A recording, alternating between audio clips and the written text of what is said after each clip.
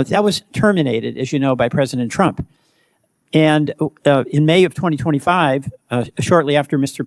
Patel became FBI director, he shuttered the Office of Internal Auditing, which was, you know, was the unit responsible for overseeing the government's compliance with their surveillance rules.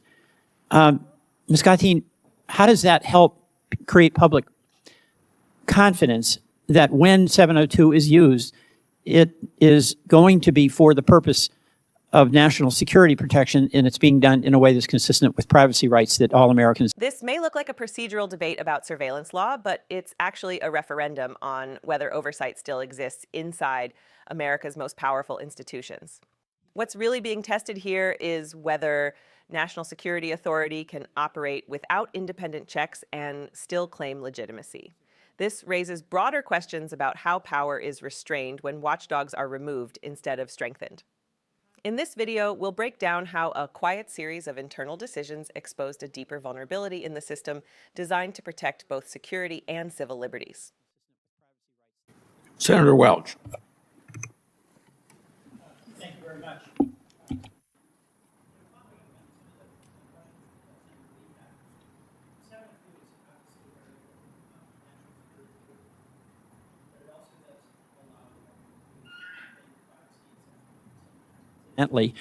Thank you, sometimes incidentally, of American citizens. And there's two issues always involved with this, in addition to the trade-off between national security and privacy rights. One is whatever the administration in charge is, we have to have some trust that they're going to operate within the proper constraints. But the second is we've created some constraints which are intended to have an aggressive and assertive advocacy on behalf of the privacy side of the equation.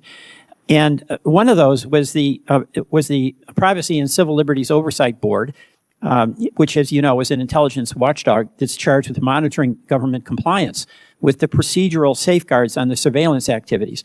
That was terminated, as you know, by President Trump. And in May of 2025, shortly after Mr. Patel became FBI director, he shuttered the Office of Internal Auditing, which was, you know, was the unit responsible for overseeing the government's compliance with their surveillance rules. Ms. Gatin, how does that help create public confidence that when 702 is used, it is going to be for the purpose of national security protection, and it's being done in a way that's consistent with privacy rights that all Americans enjoy? It's a real concern. As I was saying before, we don't have any data on implementation of statutory safeguards in 2025.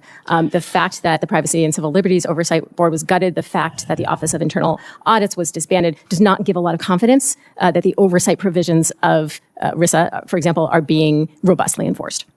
You know, Mr. Baker, I appreciate the work you've done on 702 over the course of your career, but as a strong proponent of 702 for the reasons you've outlined, are you a proponent of getting rid of PCLOB and also the internal function that was disbanded by Mr. Patel? No, I'm a believer that proper bureaucratic incentives are likely to be a better protection of civil liberties than a warrant requirement. We had a warrant requirement on FISA when Carter Page was inappropriately surveilled, and 4 different judges on the FISA court said, yeah, fine. So a warrant requirement doesn't necessarily protect civil liberties, and good bureaucratic controls can. So in your view, was the PCLOB something that was helpful to protect privacy rights? They wrote an excellent report before they lost their majority that is really the best piece of work on 702 that's been done. Well, that's an incredible endorsement, Mr. Chairman. And did it make sense for Mr. Patel to shutter the Office of Internal Auditing to achieve your goal of a good 702? I don't know the details of that, but I would support any mechanism that does a careful job of evaluating people's justifications for the searches that they do. Well, thank you, because it seems like we're taking a step backwards. I mean, I wrestle with this question of the warrant requirement because there is incidental collection of Americans. And I know many of my colleagues across the aisle are strong proponents of protecting civil liberties.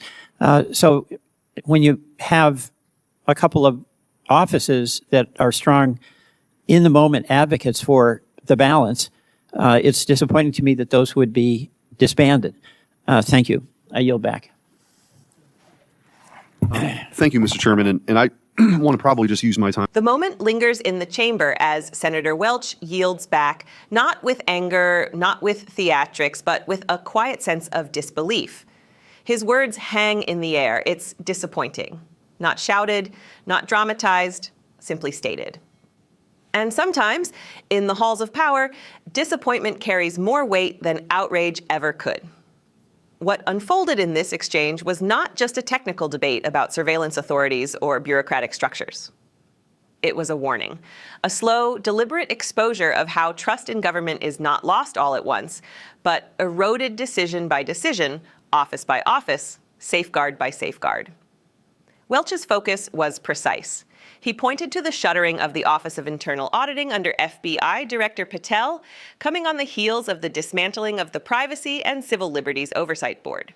Two mechanisms designed not to obstruct national security, but to legitimize it in the eyes of the public. At the center of this discussion was Section 702, a powerful surveillance authority justified as essential to national security. Its defenders argue it saves lives, prevents threats, and protects the nation. But Welch's question cut deeper than policy talking points. He asked how the public is supposed to believe those assurances when the very offices tasked with verifying compliance have been removed. How confidence can survive when oversight itself is treated as expendable. This was not a partisan ambush, it was a sober inquiry into governance. Welch acknowledged the trade-offs. He recognized the tension between security and privacy. He did not deny the value of intelligence tools. What he challenged was the assumption that authority alone is enough, that trust should be automatic, rather than earned and maintained through transparent processes.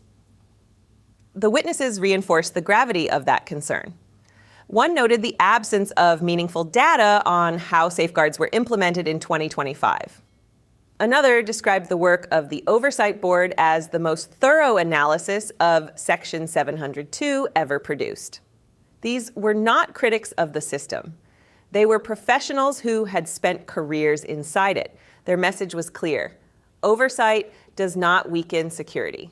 It strengthens it by making it credible.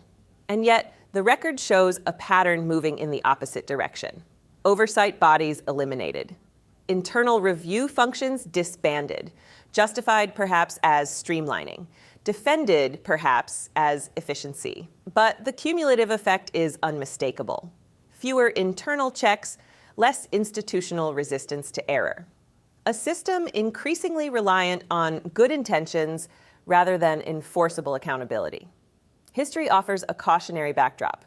We are reminded that even formal safeguards, warrants, courts, approvals, are not foolproof. Processes can fail. Incentives matter. Structures matter. And when those structures are removed, the margin for error widens.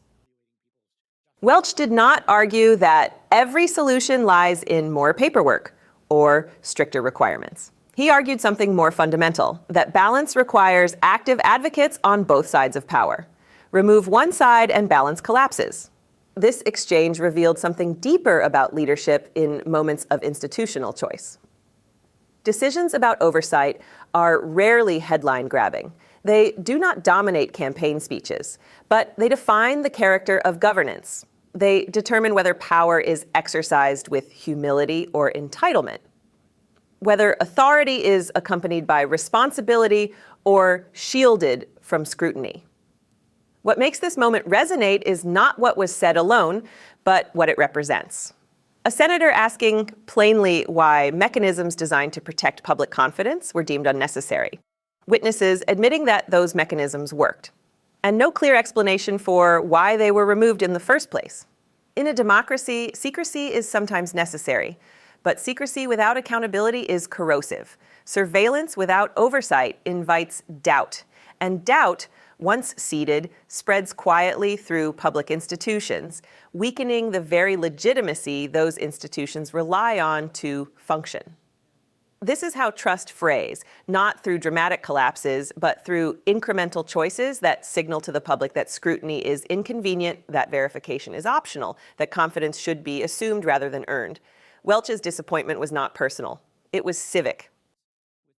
It reflected a fear that the system is moving backward at a time when public faith is already fragile. As the hearing room emptied and the microphones went silent, the question remained unanswered. Not whether national security matters, it does, but whether leaders are willing to preserve the internal guardrails that make such power worthy of public trust.